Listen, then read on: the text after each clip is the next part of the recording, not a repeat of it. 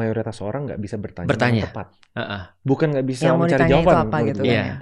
Orang mencari jawaban tuh kayak misalnya, tolong cari market size-nya untuk bisnis ini. 8 out of 10 bisa beresin. Tapi kalau gua cari root cause analisisnya kenapa bisnis ini nggak grow, cuma 2 dari 10 yang bisa. Ternyata problemnya itu bukan mencari jawaban untuk orang Indonesia, tapi mencari pertanyaan. Karena orang teman gue nih pinter. Iya. Tapi bucin ya. Bodohnya lebih bodoh daripada orang bodoh. Dalam sektor perbucinan pas ini. Pas dia lagi bucin. Pas dia dalam bucin. membuat keputusan apapun. Tentang kebucinanan Bukan, dia kebucinan atau semuanya? Semua. Oh. Money, Gara-gara life, ini. career, family. Kenapa? Karena lagi bucin. Lagi bucin, kalau gue bikin keputusan. semuanya buat pergi sama pacar gue deh. Gitu, Nah, tapi kalau itu hitungan cost benefitnya gimana? Iya, Kan kalau bisa emang aja. tujuan dia emang pengen Itu lebih benefitnya lebih besar buat dia.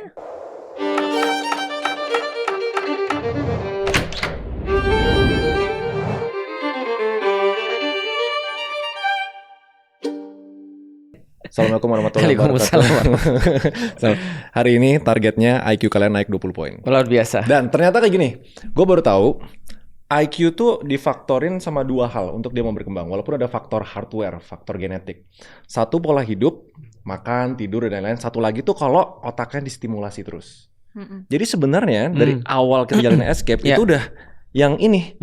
Naikin ya? Iya, obrolannya bikin ngebul. Itu tuh sebenarnya bisa naikin IQ sampai 20, maksimal tuh 30 poin. Katanya gitu. Tapi tergantung situasi. Kalau misalnya dari awal udah optimal, misalnya pola hidup udah oke, suka membaca, naiknya tuh cuma bisa dikit. Tapi kalau tidak optimal, yaitu menurut gue mayoritas masyarakat Indonesia, both dari Gizi dan teman-temannya, kayaknya nggak biasa. Kita selalu pedes. Itu bisa naik sampai 30. Makanya mikir.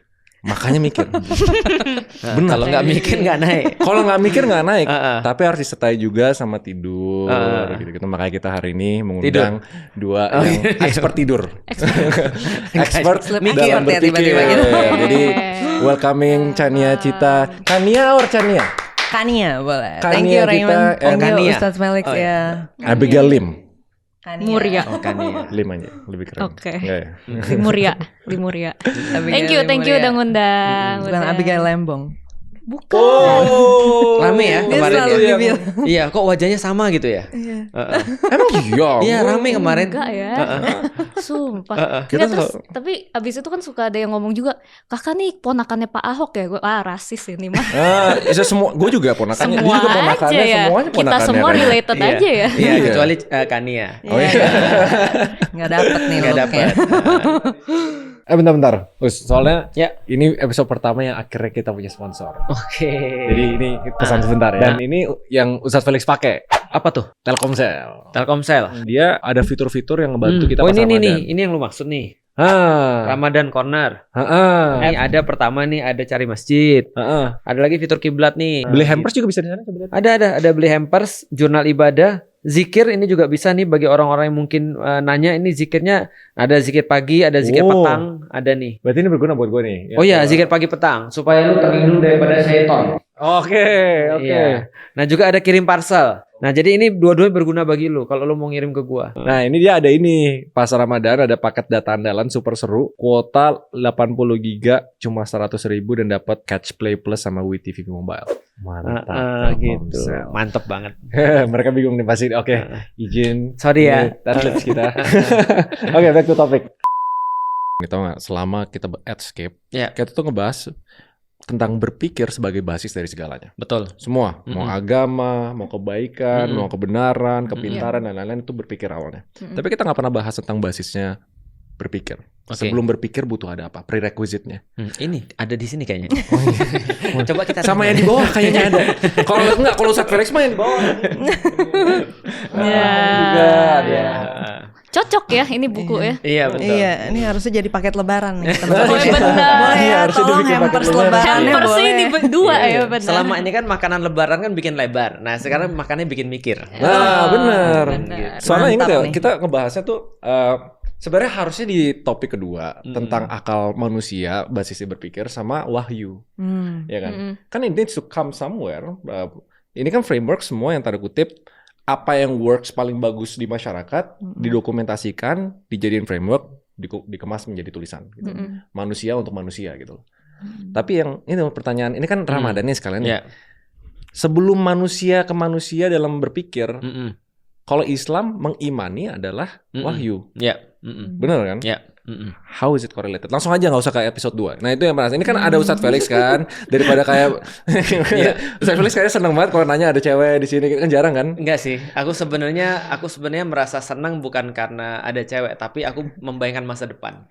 Wah, Yang ada karena ini Wah. mbak-mbak ini. Bisa banget ya ngomongnya ya. Oh iya. emang Bisa banget. Iya. salah satu Terima skill kasih penting loh. untuk mendakwah. Iya. Enggak tapi benar ya. Menurutku sih aku secara konsisten ya sejak dari tahun 2019 aku tuh sudah jarang lagi ngisi kajian-kajian dari 2019 dan kajian satu-satunya yang aku coba untuk ampuh itu judulnya adalah To Be a Better Family dan itu adalah mayoritas ibu-ibu dan bapak-bapaknya di situ sebenarnya sangat-sangat sedikit sekali karena aku meyakini kata bapakku tadi dan aku yakin bahwa saya kebangkitannya Islam atau misalnya baiknya kemudian umat di Indonesia itu mulai daripada perempuan-perempuan sebenarnya. Karena kalau perempuannya nggak bagus itu pasti rumah jadi hancur. Dan kita tahu kan di rumah itu kan yang berkuasa siapa kan kita tahu ya. Contoh misalnya kalau di rumahku nggak tahu di rumah yang lain sih. Itu kalau istriku sudah nggak enak perasaannya ya, itu semua di rumah harus jadi ikut nggak enak juga perasaannya.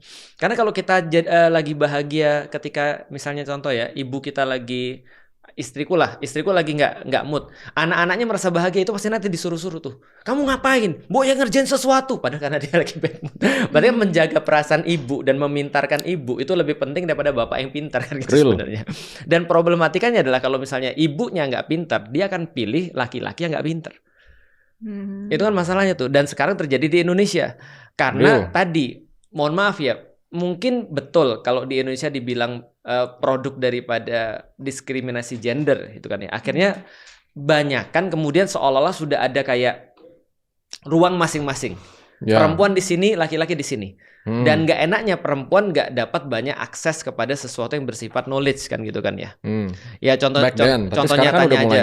Ya mulai agak bagus. Contoh nyatanya gini. Dulu laki-laki itu yang pergi ke pengajian, perempuan nggak usah. Ya kan? Karena agama hanya ditafsirkan cuma kayak gitu doang untuk laki-laki doang seperti itu. Perempuan nggak boleh ngajar atau kayak aneh kalau perempuan ngajar kan gitu kan ya. Kalau itu sampai sekarang perempuan pun nggak boleh perempuan di dalam Islam boleh ngajar sebenarnya. Cuman kayak nggak biasa aja ketika dia ngajar. Itu yang konsep ustazah itu kan. Betul. Makanya contoh kayak misalnya ada yang viral pernah nonton nggak ada yang viral ada perempuan lagi ngisi di depan di mimbar ketika di masjid pas lagi taraweh. Itu kan kayak aneh kan gitu kan ya. Karena biasa kalau kita lihat kultum misalnya kajian-kajian di masjid itu biasanya didominasi oleh laki-laki. Nah, ketika perempuan naik ke situ untuk acara-acara yang didominasi oleh laki-laki kayaknya aneh gitu maksudnya. Nah, maksudku adalah kalau itu terjadi, akhirnya perempuan-perempuan tuh kayak nggak boleh milih. Akhirnya mereka cuma ya gampangnya cuma laki-laki yang milih. Ketika dalam pernikahan juga sama. Perempuan-perempuan yang tidak teredukasi nikah dengan laki-laki yang dalam tanda kutip ya bajigur. Iya, benar. Nah, ketika mereka berdua nikah, itu anaknya kita sudah tahu kayak apa. Balik lagi kalau soal agama. Lalu bagaimana agama memandang? Agama memandangnya sebenarnya sederhana. Wahyu itu perlu tools yang paling penting untuk memahami adalah akal. Jadi, nah ini aneh nih. Berarti akal atau taraf berpikir itu prerequisite-nya wahyu justru. Betul. Berarti manusia yang harus solve by itself.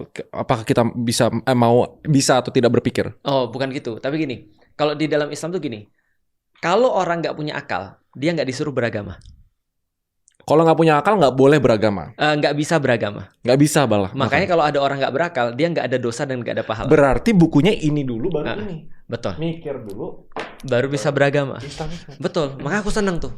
Semakin banyak orang mikir, semakin mudah aku berdakwah. Udahlah jadiin hampers cepetan dah. Paket Ramadan, hampers Ramadan bener. Raymond Chin sih harusnya sih bisa ya bikin hampers ya. Paketnya ada ini. di bawah nih YouTube Shop paket lebaran.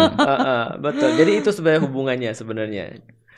Lantas berarti agama bilang ya udah umatnya figure it out lah, lu harus bisa mikir dulu sebelum bisa menerima wahyu gitu. Minimal basic thinking sih ya. Contoh misalnya kayak tadi memutuskan segala sesuatu berdasarkan argumen misalnya. Kalau misalnya kamu nggak ada argumen, berarti kamu harusnya nggak boleh untuk memutuskan. Minimal kayak gitu kan. Atau misalnya kalau ada argumen yang lebih baik, ayo kita bersedia untuk melihat ini di antara dua argumen ini mana bisa kita ambil nih. Nah jadi kalau konsep berpikir dasarnya sudah betul, baru dia layak beragama. Maka kalau lihat di dalam Islam ya, ada syarat-syarat beragama, salah satunya berakal. Ada Orang nggak berakal nggak boleh sholat loh. ada cara ukurnya nggak berakal tuh gimana? Nah, Iya, yang menentukan berakal atau enggaknya orang. berakal tuh mumayyiz, artinya mumayyiz itu bisa membedakan. Jadi dia berakal, contoh ya kayak ini misalnya, menjadi pemimpin salah satu syaratnya juga berakal. Berakal tuh artinya dia mampu untuk mengaitkan informasi yang ada di dalam kepalanya dengan fakta yang ada di depannya, itu dengan sesuatu yang bersifat dalam tanda kutip ya normal. Contoh misalnya kayak gini ya. Kausalitas. Ya, kausalitas muncul. Dia punya informasi, dia punya fakta. Artinya kalau misalnya dia bisa mengaitkannya dengan normal, dia sudah bisa dikatakan berpikir. Walaupun tingkatan berpikir itu bisa banyak ya. Contoh misalnya kayak gini misalnya. Berpikirnya seorang ilmuwan pasti beda dengan berpikirnya seorang yang biasa. Kalau berpikirnya seorang biasa ya gampang. Ini apa? Ini kursi. Itu udah berpikir. Lalu kemudian kalau ada orang yang kemudian lebih tinggi lagi dengan berpikir, ini kursi kenapa bisa di sini ya? Kenapa warnanya biru ya? Mungkin berarti orang yang belinya dia suka warna biru. Atau gua tuh. Nah, itu adalah berpikir mendalam tuh. Tapi kalau mungkin dia berpikir lebih tinggi lagi, dia akan berpikir ya lebih tinggi lagi causality-nya.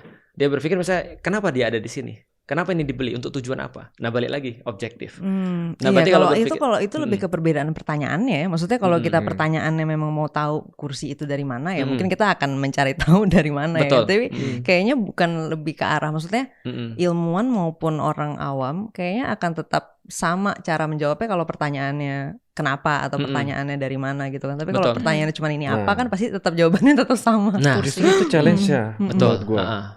Mayoritas orang nggak bisa bertanya yang tepat. Bukan nggak bisa yang mencari jawaban. Apa, gitu kan. Kalau gua kan pegang, jadi gua bilang ke tim gua punya boutique consulting business lah. Gua bilang 80% of your work is asking the right question. Dan itu jauh lebih susah gua cari orang yang pinter dibanding orang yang mencari jawaban. Orang mencari jawaban tuh kayak misalnya, tolong cari market size-nya untuk bisnis ini. 8 out of 10 bisa beresin. Tapi kalau gua cari root cause analisisnya, kenapa bisnis ini nggak grow, cuma 2 dari 10 yang bisa. The same question, the same study case, menurut gue the same complexity gitu. Ternyata problemnya itu bukan mencari jawaban untuk orang Indonesia, tapi mencari pertanyaan. Mencari pertanyaan. Apalagi pertanyaan yang kita tanya ke diri sendiri. Nah itu kan yang sebenarnya dan bahkan buat banyak orang tuh ini bisa dipertanyakan aja tuh bukan sesuatu yang possible. Betul. Itu pemikiran dogmatif. Sih. Aku tuh jadi penasaran kalau misalnya anak kecil kan kalau di kita misalnya kita dalam proses perkembangan manusia banyak gitu ya. Kan kita tahu bahwa anak kecil belum bisa, misalnya tadi belum bisa berpikir gini pada umur tertentu, belum bisa berpikir gini, belum bisa. Berarti apa Ustadz itu ngeliatnya mereka harusnya nggak diajarin beragama gitu? Nah, itu di umur itu. Jadi belum taksonomi. Enggak, jangan. Jadi di dalam Islam tuh penasaran karena ini kayaknya cukup nggak umum ya. Maksudnya orang kayaknya kan cenderung ngelihatnya dari kalau bisa dari bayi udah dikasih tahu begini gitu kan. Dari bayi suruh ngafal Quran misalnya. Gitu. Atau suruh sholat duha pas SD gitu kan. Iya. Itu aku juga di SD pasti ada ujian sholat. Ya nggak ada ujian sholat. Ada ujian sholat. Bisa. Pernah. Parah. Karena kalau lu bisa dia minta diajarin. Kita jangan jadi tempat penghakiman di sini. Iya betul. Tapi kita memang di sini suka janji. Jadi pertama gini, kalau kita bicara tentang anak-anak ya, di dalam Islam itu ada konsep akil balik namanya. Akil balik itu adalah kalau kita menjadi dewasa. Ukurannya sederhana. Akil itu artinya adalah dia akal sudah mulai berfungsi. Jadi artinya bukan berarti akal itu tidak berfungsi ketika kecil, tapi dia sudah mulai bisa membedakan. Artinya dia sudah mulai bisa menahan. Kalau kita mudahkan, akal tuh kayak rem. Jadi kalau remnya udah mulai bisa berfungsi, maka akalnya sudah akil sebenarnya. Contoh misalnya kayak gini ya. Aku pengen permen. Kalau anak kecil mau nggak mau terserah, aku pengen permen. Kalau nggak dikasih dia tantrum misalnya. Tapi kalau sudah satu titik dia bisa dikasih reasoning. Jangan sekarang ya, besok ya. Atau ibu belum punya uang ya. Kalau kamu mau beli ini nanti ya. Kalau enggak itu nggak baik. Nah itu udah reasoning, dia sudah akil. Kalau balik itu secara dewasa dia sudah bisa reproduktif.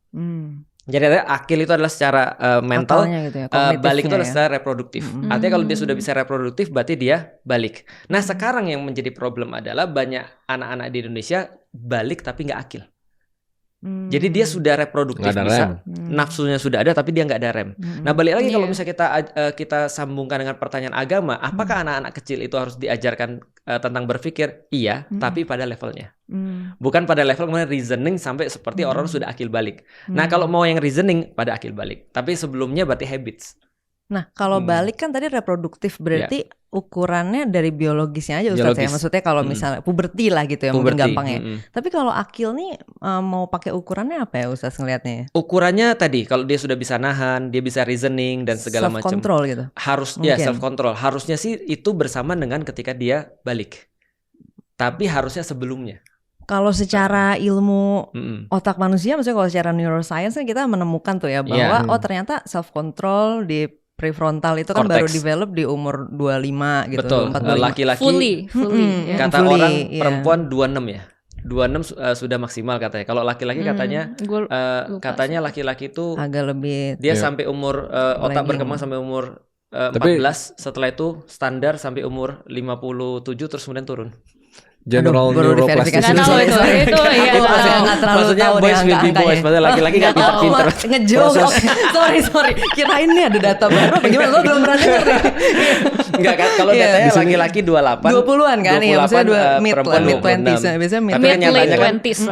Tapi kenyataannya laki-laki nggak dewasa-dewasa kan? 14 terus standar sampai turun. Kata mama umur 30 tingkat 13. Iya, aku tuh mau nanya soal gini kan, pendidikan dasar ini kan dari SD sampai SMA itu kan belum sampai 20 ya. Betul. Jadi kita bisa bilang mungkin belum akil kali. Maksudnya belum sampai prefrontalnya ini ada gitu kan.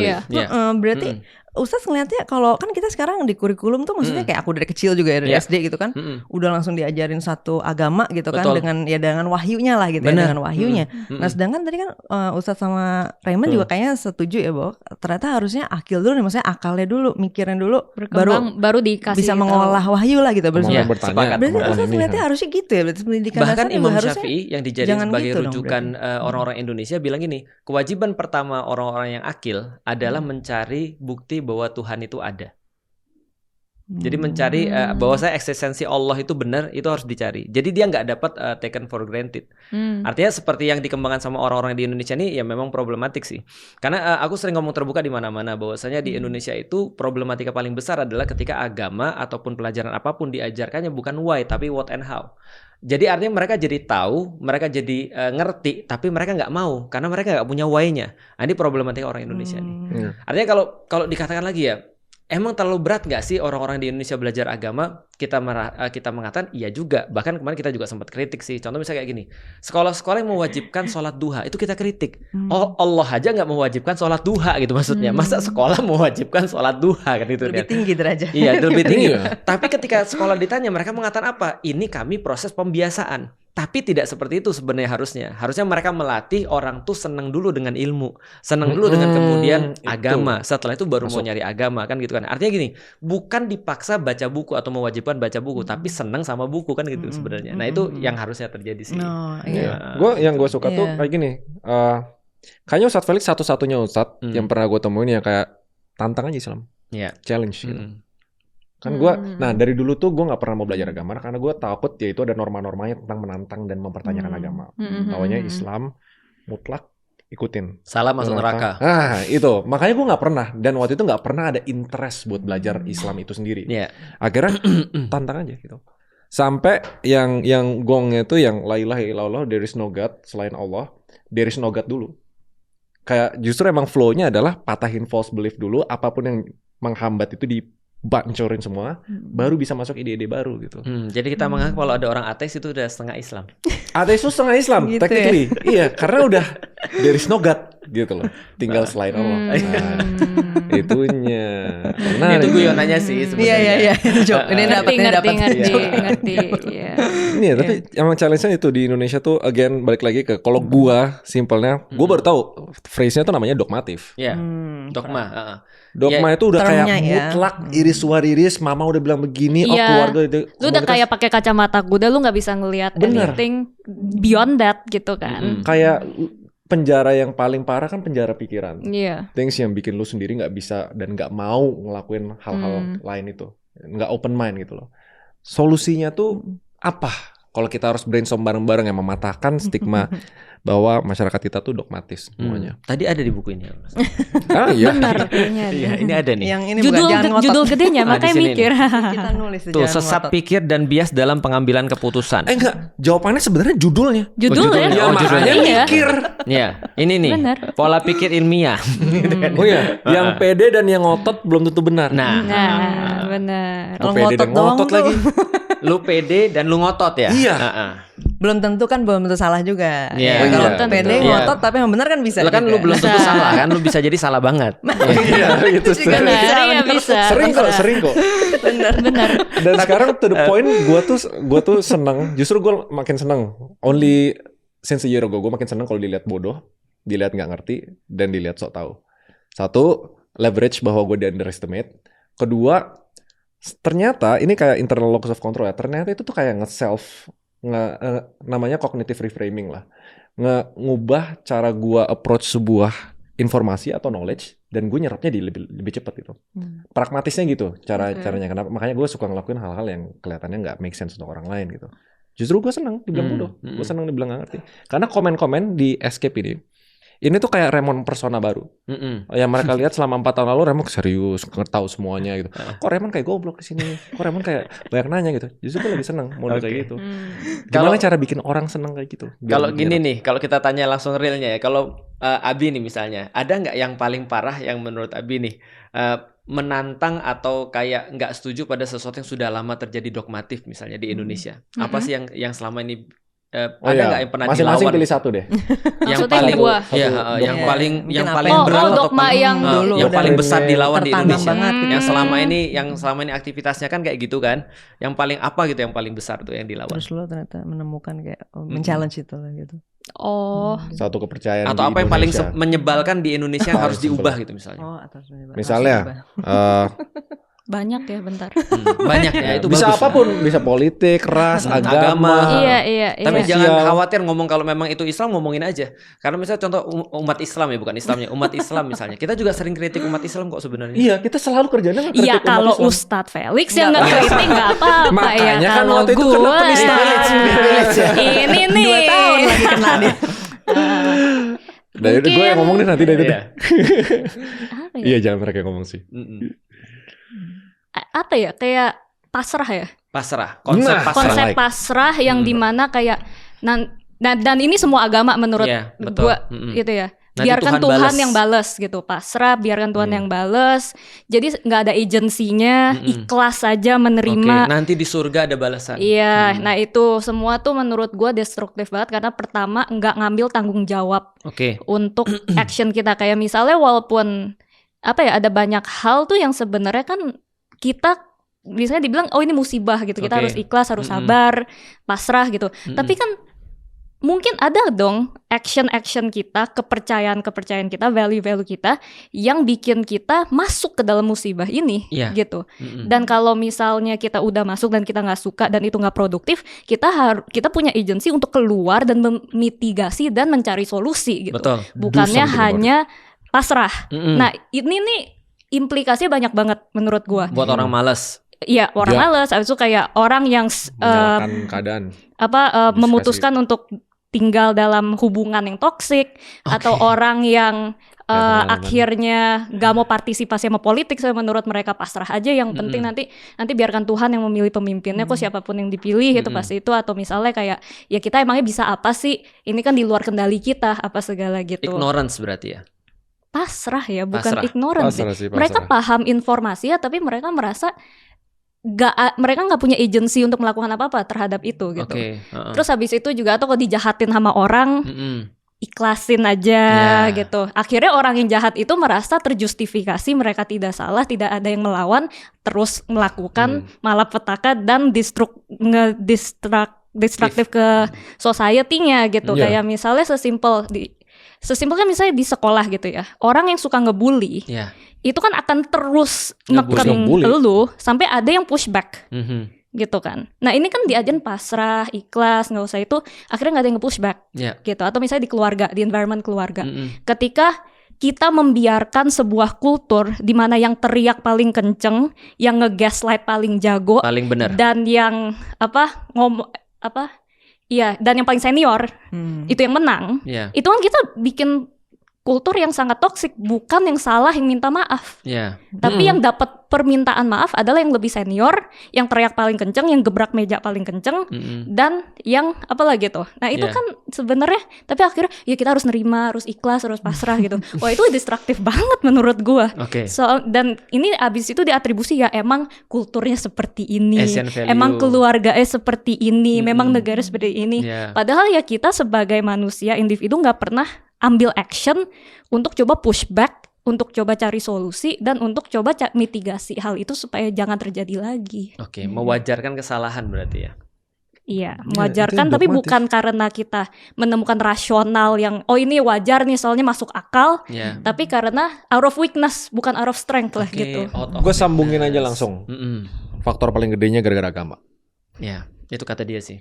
Menurut gue nggak selalu itu ada, cuman menurut gue beyond that itu tuh karena pertama norma ya, kayak di ketimuran kultur ya, kayak misalnya nggak boleh durhaka sama orang tua, yang kayak gitu-gitulah. Itu malin kundang. Iya, terus abis itu yang bos atau yang jabatannya lebih tinggi harus dihormati, asal bos senang gitu ya. Itu kan lebih ke norma, nggak dari agama menurut gue.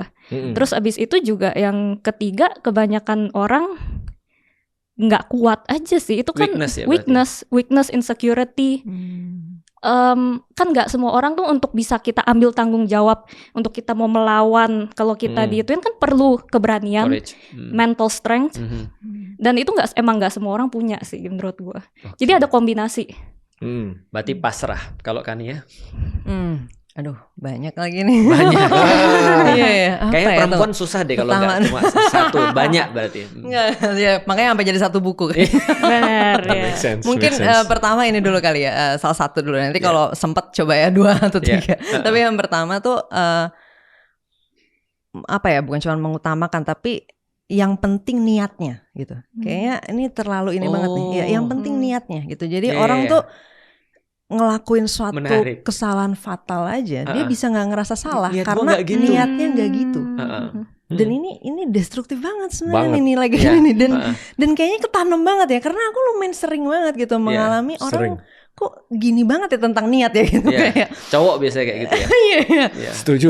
Kalau di aku mungkin kayaknya gendernya nggak relevan deh, kayaknya semua manusia gitu ya. Kayak banyak yang berhenti di niatnya gimana gitu. Jadi ya niatnya baik, yang penting niatnya baik. Pertamanya mengalami kayak realisasi ini tuh ada nilai kayak gini tuh waktu kuliah. Jadi biasalah Kania dengan kesotoyan dan itu masih muda ya, semester 2. Mau cerewetin tentang segala hal. Protes apa waktu itu Kania? Jujur sebenarnya rada nggak penting, tapi aduh gimana nih, sebutin aja ya. Karena udah ingat ya, ini Kania umur masih kecil. Umur 19 tahun. Protesin maaf-maafan lebaran. Oke.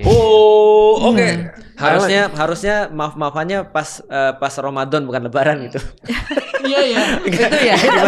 Mungkin ada kritik itu berarti kayak pas lebaran enggak usah maaf-maafan lah. Bukan. Jadi aku protesinnya bukan gara-gara maafan ya. Maaf in itself yang enggak ada masalah apa. Cuman aku tuh waktu itu again Kania sotoy dan Kania cerewet. Kania yang penuh dengan adrenalin umur 19 tahun. Iya. Menarik. Protesnya karena aku dari kecil diajarin kalau minta maaf tuh clear, minta maafnya salahnya apa. Koreksinya apa. Koreksinya apa gitu kan. Terus gimana supaya kedepannya nggak terjadi lagi. Aku punya nilai ini di rumah gitu. Jadi ibuku tuh selalu ngajarin kalau misalnya dia marah nih misalnya. Nah terus aku minta maaf, dia suruh aku jelasin. Kenapa kamu minta maaf? Kamu minta maaf kenapa? Salah di mana? Tahu nggak salah di mana? Kayak gitu. Jadi aku udah biasa dari kecil kalau aku minta maaf tuh ya karena salahnya ini, koreksinya di mana, gimana supaya nggak terjadi lagi gitu. Luar biasa. Nah jadi aku biasa cerewet panjang lebar di line post kan. Kamu minta maaf, kamu ngapain minta maaf? Iya. Terus orang bilang karena gue pengen aja. Di line post cerewet panjang lebar soal ini gitu. Nah terus banyak banget yang jawabnya kayak yang penting kan niatnya gitu. Orang kan minta maaf tuh niatnya baik gitu. Niatnya tuh niat mulia kayak gitu. Terus aku jadi mikir, oh ada lagi nih ternyata nilai lain yang aku juga gak kenal nilai ini nih. Yaitu tadi yang penting niat. Ibuku gak pernah ngajarin niatnya apa. Ibuku tuh selalu kayak ini kenapa kayak gini hasilnya gitu. Jadi aku selalu jadi gini.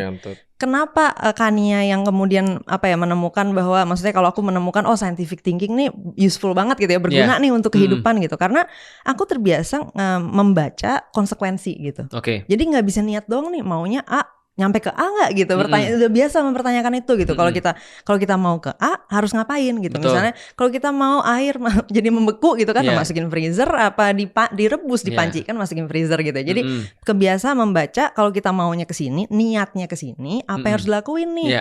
Nah kalau yang kita lakuin ini ternyata malah bukan ke sini, malah sebaliknya, itu aku akan tanggung jawab. Oh berarti saya salah baca petanya nih gitu. Berarti akannya salah nih baca rantai konsekuensinya kayak gitu.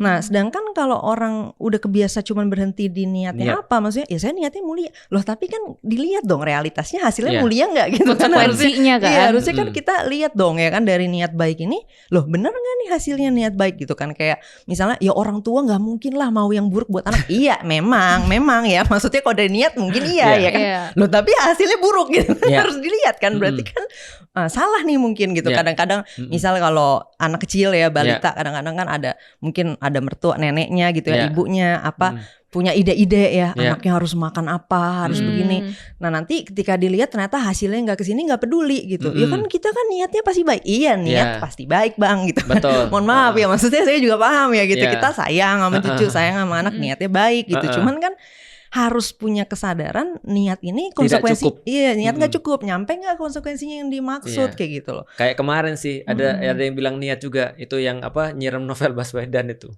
Niatnya saya nyiramnya di kaki. Kenanya kan di wajah kan. Terus Bintang Emon bilang emang jalannya handstand. Itu salah satu niat ya contohnya. Contoh itu ya kan. Jadi pertunjukan loh itu mens rea tuh.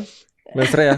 Panji ya? Panji kan mesra ya kan? Artinya kan niat buruk kan? Iya, niat buruk. Bahwasanya orang berlindung di balik niat. Berarti dan harusnya gimana Mbak? Kita jadi kadang-kadang tuh kita jadi punya penekanan yang terlalu ekstrim di niat.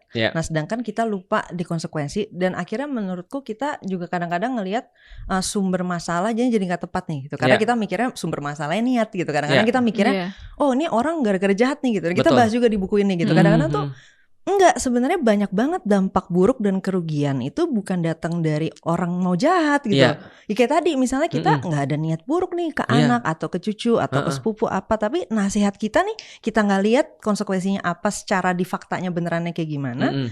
Ternyata faktanya itu sebenarnya buruk gitu. Nah tapi dampak buruk itu nggak ke-track lagi kan. Karena kita cuma berhentinya di niat tadi gitu. Jadi kadang-kadang aku ngelihat kita tuh kurang aware dengan masalah kesalahan dalam melihat konsekuensi dibandingkan dengan masalah yang datang dari niat jahat gitu. Jadi kadang-kadang kita ngelihatnya tuh cuman ketika niatnya jahat. Jadi misalnya orang mau merampok, kita tahu itu masalah nih karena orang itu mau merampok, tapi kita nggak ngitung kerugian-kerugian lain yang terjadi gara-gara orang sebenarnya niatnya nggak gitu, tapi terjadinya gitu. Karena inkompetensi sama kebodohan. Nah, inkompetensi itu terjadi atau barusan. Kesalahpahaman Niat juga sama. Itu tadi. Itu niatnya pengen memfasilitasi anak-anak muda untuk bisa berkarya lebih lanjut di dunia politik. Yang mana ini? Yang ada kepancing sih? Yang ada pamannya itu. Oh iya. Itu niatnya baik tuh. Niatnya baik. Tapi hasilnya baik. Aduh. Enggak, itu kan contoh niat kan. Maksudnya kan tiba-tiba jadi tapi karena ini values. Dia berkembang kepada problematika kayak gini. Berkembang pada problematika perkataan-perkataan omong kosong, tau gak sih? Jadi contoh ya, ada orang yang berkata gini, niat saya tuh baik. Omong-omong saja maksudnya. Omong kosong. Jadi kayak gini misalnya. Contoh ketika diputuskan misalnya dulunya usianya segini misalnya. Lalu kemudian turun jadi usianya segini misalnya. Lalu ketika dimintai klarifikasi, dia bilang apa? Ini untuk memfasilitasi anak-anak muda agar bisa berkarya di dunia politik gitu kan ya. Ini ada semua orang bisa untuk daftar kok gitu kan ya. Kita semua tahu itu omong kosong sebenarnya. Karena sebenarnya dia cuma fasilitasi satu orang aja sih sebenarnya. Niatnya baik nggak? Baik anaknya kan. Makanya kan kemarin kata Bintang Emon, lu inget gak? Kita nggak bisa kompetisi niat baik sama pemerintah. Niatnya karena baik, semua pemerintah tuh niatnya pasti baik. Masalahnya adalah bukan hanya niat baik. Itu maksudnya. Baik juga kan untuk siapa? Kan itu kan kalau itu bisa jadi niatnya memang. Iya, karena kalau bapak yang baik ya pasti mikirin keluarganya lah. Karena kalau dipikir secara filosofis ya, semua orang, even orang paling jahat di dunia itu niatnya baik. Belum tentu sih, Ren. Baik. Thanos Niatnya baik. misalnya. Misalnya Saya Thanos harus nih. nggak setuju. Ya Thanos mungkin, tapi kan yang lain banyak Coba, penjahat contoh, lain contoh. mungkin Bener, nggak. tapi Hitler tapi misalnya. gue paham maksud lu sih. Semuanya niatnya baik. Jarang Baik orang siapa, ngelakuin baik kejahatan untuk kejahatan itu sendiri, Iya. tapi Oh, dia mau ada ngejar benefitnya. sesuatu yang baik untuk Sesuatu yang definisi baik. dia, Oh. tapi dia keliru gitu. Tapi aku juga paham karena ada memang orang-orang Tapi yang emang pure ada, evil. iya, iya. Pure evil Tapi memang. orang yang jumlahnya pure dikit evil, sekali sih dikit, menurut ya. Ini gue. sama kayak reverse-nya, misalnya Mother Teresa, gue debatin kayak gini. Dia orang baik beneran enggak? Kalau dia enggak happy sama apa yang dilakuin dan nge-feed egonya atau enggak personal happiness, dia pasti enggak ngelakuin itu. It's human nature. Lu enggak mungkin ngebantu Iya orang pasti kalau nyari misalnya self interest. ada Itu ada juga self-interest-nya tuh di kan? buku. Oh, ada juga. Oh, ada. Ada juga. Ada. Kok nggak jualan yang ini? Iya. Ini ada Yang apa? penting mikir dulu. Oh iya, benar. Mikir dulu. Kan Mikir dulu. makanya mikir. Sama Thanos juga kayak gitu bilangnya for the greater good. Ya kan? Niatnya baik. Gak ada niat buruk berarti. Simpelnya kayak gitu. Berarti gak ada niat buruk di dunia ini. Ya baik buruk kan lagi-lagi Iya, kan untuk bisa aja siapa. misalnya Raymond dulu punya mantan yang dia dendam, terus dia akhirnya punya niat buruk untuk Balas mantan dendam, itu kan iya, bisa balas iya. dendam, Iya. bisa aja. Hmm, Jadi bisa. niat buruk sebenarnya Itu bisa niat aja. baik. Oh, itu Untuk niat mental health gua. Oh, Iya, tapi buruk bagi dia. Benar, exactly. Iya. Nah itu kan kayak kita sebenarnya di sini kan ada matriksnya juga ya, ngebedain antara orang jahat sama bodoh nih. Bedanya itu yang jahat itu dia menguntungkan dirinya tapi ngerugiin orang lain. Oke. Orang bodoh tuh ngerugiin dirinya, ngerugiin orang lain. Oke. karena Nah, biasanya datangnya makanya dari mikir. Berarti- nggak tahu konsekuensi, Iya. gitu, nggak tahu atau salah tahu. Berarti ya, orang gitu. bodoh itu lebih berdosa daripada orang jahat Nah, sebenarnya. kalau dari utilitarian itu sangat lebih destruktif. Tapi Iya, bahkan benar di sih, agama pun kayak benar gitu. sih. Benefitnya nggak ada. Di agama pun kayak gitu kan? Di agama sama. Agama pun kayak Nah. gitu. Di dalam agama Orang orang bodoh bodoh lebih berbahaya daripada orang jahat. Gitu. Dan kalau misalnya percaya kayak segala sesuatunya asal niatnya baik, itu kan artinya sangat destruktif karena ternyata orang yang dengan niat baik tapi akalnya ngaco bisa sama destruktif atau bahkan lebih destruktif dari orang yang jahat Ya. gitu. Dan ini banyak yang nggak ngeh gitu, yang nggak sadar.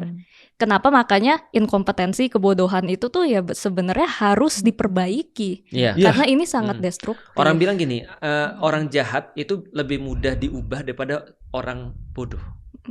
Karena kalau orang jahat, dia sebenarnya sudah punya bahannya. Iya. Dia bisa Dia udah mikir mikir. ya. Bisa Iya. mikir ya. Iya. Tapi orang bodoh itu kita harus kerja 2 kali. Iya Bro. benar. Nah makanya lebih bahaya orang bodoh daripada Kalau orang jahat tinggal diyakinin gini-gini. Kalau skemanya gini lo untung juga kok. Udah dia bisa mikirnya betul. gitu. Iya. Soalnya kalau dia nggak tahu apa yang Ada yang lebih susah lagi.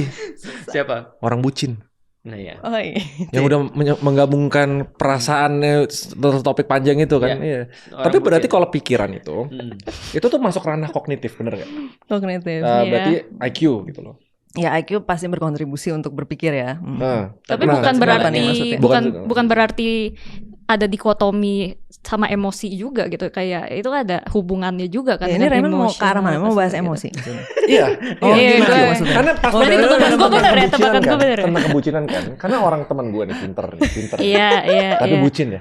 Bodohnya lebih bodoh daripada orang bodoh. menurut Iya. gue. Dalam sektor perbucinan Pas ini. dia lagi bucin. Pas dia dalam bucin. membuat keputusan apapun. Tentang kebucinanan Bukan, dia kebucinan atau semuanya? ini semua.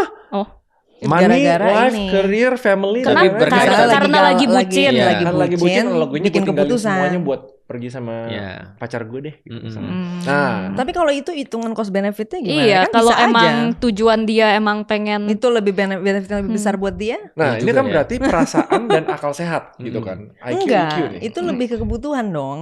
Kebutuhan Iya. orang ini prioritasnya apa? Misalnya kalau dia tipe orang yang prioritasin karir misalnya itu nggak akan ngaruh gitu. Justru Iya. Nggak justru masuk akal ya. percintaannya nggak masuk akan mengikuti karirnya gitu. Iya. Misalnya kayak orang gue ngutamain karir nih, ya udah gue pacarannya bakal di jam-jam yang gue kosong. Misalnya itu bakal terjadi sistem seperti itu kalau Berarti dia memang prioritas ya? prioritasnya. Nah. Heeh. Karena gue tahu jawabannya kenapa Iya, gini. gimana, Karena ini gimana? dari perspektif cewek kayaknya. Oke, gimana? Karena cowok kalau bucin itu nggak rasional. untuk maksudnya- elu. Tapi kan Bukan, cowok bukan. tipenya macam-macam, nggak Bukan, cuma bukan. elu. Cowok kan tipenya macam-macam, nggak cuma modelan elu. Ada mungkin cowok Jadi gue lah, Iya. ada mungkin ini ada udah ketularan jajing nih. Gua sebagai cowok yang bucin, ya gimana gitu. populasi cowok bucin sepertinya ada buktinya salah satunya teman elu gitu kan. Yang dimana dia emang gue misalnya mungkin ya ini tebakan gue pengen bahagia di hidup, yang bikin gue bahagia kebucinan gue sama nih cewek, yang lainnya udah jadi fana untuk gue, ya udah gue tinggalin dia. Nah itu bisa dijustifikasi nggak? Bisa. Soalnya itu bikin dia seneng. Iya, ini karena goal utamanya kan happiness dia. Subtitle buku ini tuh kan untuk kebahagiaan. Dan itu kan subjektif ke setiap orang. Soalnya kalau ini end goalnya kebahagiaan. Berarti ada orang yang bahagia dengan harta, ada orang bahagia dengan cintanya. Dan itu nggak salah. Kalau dia mau ngorbanin hartanya untuk cintanya, kalau itu yang bikin dia bahagia. Yang penting dia punya argumen. Iya.